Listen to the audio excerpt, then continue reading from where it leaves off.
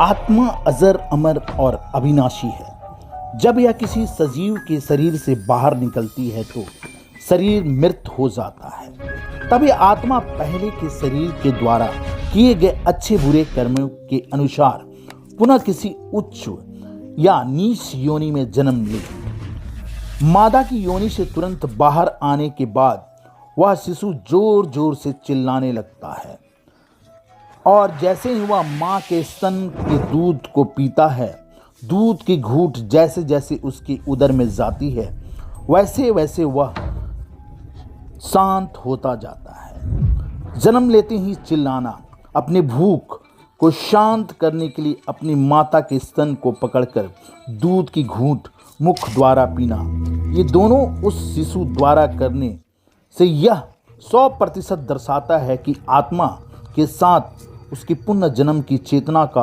वास होता है। तभी वह शिशु बिना सिखाए इन दोनों कामों को अपने आप करने लगता है। अब यहाँ उस नवजात बच्चे के ब्रेन में दो बातें सेंस कर लेती है कि एक उसकी भूख की ज़रूरत, दूसरी उसकी ज़रूरत को पूरा करने वाला।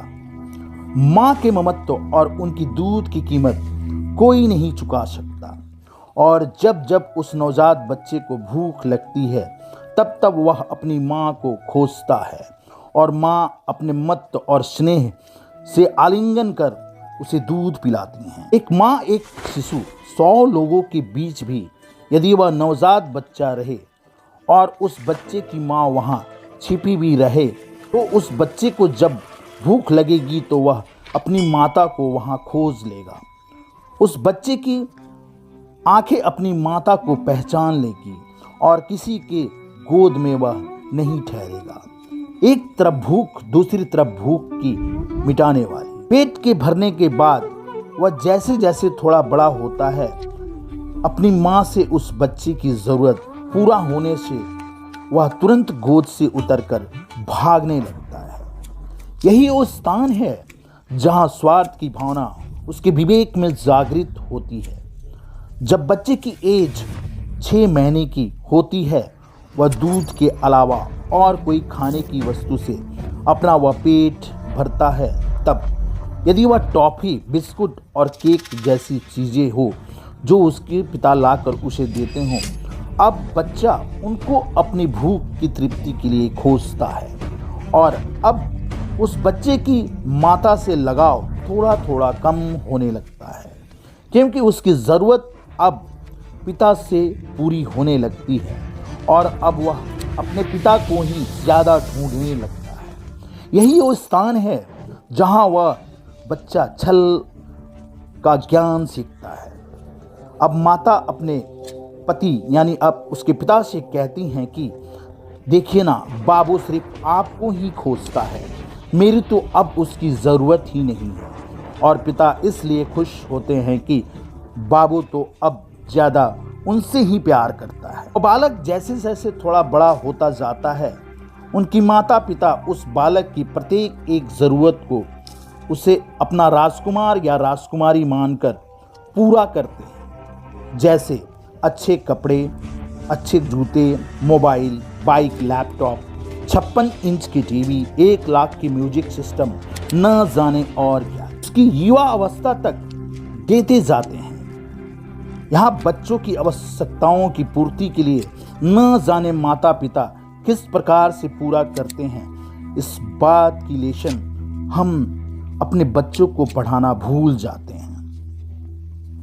अब जैसे भी हो, उस बच्चे को उससे क्या लेना, उसकी तो ज़रूरत की पूर्ति पूरी तरह से होती जाती है। इस स्थान पर वह युवा यह सीखता है कि ज़रूरत की पूर्ति कैसे उसके लिए दूसरे को धोखा देकर हो या लूट कर हो या कर्ज लेकर हो, इस बात का वह लेशन यहाँ सीखता है। बच्चे के विवेक में एक और नई अवगुण विकास होती है। आगे फ्यूचर में वह युवा अपने स्वार्थ की सिद्धि के लिए कुछ भी करने को तैयार हो जाता है। अब वह जब यौवन अवस्था की ओर रुख करता है तो यौवन सुख की प्राप्ति के लिए वह लाइफ पार्टनर की खोज करता है। इसके बाद माता और पिता से उसका लगाव पूरी तरह से कम होता जाता है। वह अपने लाइफ पार्टनर की प्रत्येक ज़रूरत का वह ध्यान रखता है।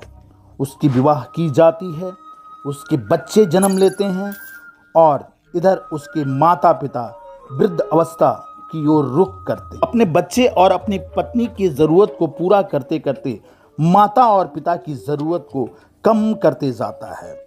कभी उनके रूम की एसी, कभी टीवी और भी ज़रूरत की सामग्री। यानी ज्यों-ज्यों हमारा बच्चा बड़ा होता है वैसे वैसे हम उसकी सभी ज़रूरतों को पूरा करते जाते हैं। माँ बाप ज्यों-ज्यों वृद्ध होते हैं उन्हीं के अपने बच्चे बुढ़ापे में उनकी ज़रूरत को कम करते जाते हैं। वह एक गजब की लेन देन।